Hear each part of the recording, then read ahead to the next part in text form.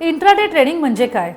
Intraday trading म्हणजे share बाजारात एका दिवसातच शेअर्स खरेदी विक्री करून नफा कमवण्याची प्रक्रिया. यामध्ये तुम्ही जे शेअर्स खरेदी करता ते त्याच ट्रेडिंग दिवशी तुम्हाला विकावे लागतात.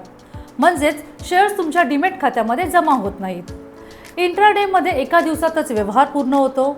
कमी भांडवलामध्ये मोठा व्यवहार करता येतो. बाजारात शेअर्सची किंमत हलली की नफा किंवा तोटा होतो. शेअर्स घेऊन ठेवले जात नाहीत, ते फक्त खरेदी विक्री होतात.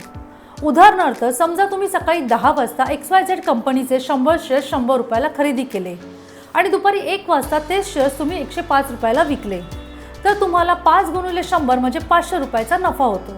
ते शेअर्स जर तुम्ही विकायला विसरलात तर ते आपोआप स्क्वेअर ऑफ केले जातात. पण शेअर्सचा भाव कमी झाला तर तुम्हाला तोटाही होऊ शकतो. त्यामुळे ज्ञान घेऊनच ट्रेड करा. ही माहिती तुम्हाला कशी वाटली खाली कमेंट करा आणि आणखी माहिती हवी असेल तर स्टॉक सखी या आपल्या YouTube चॅनलला नक्की सबस्क्राईब करा.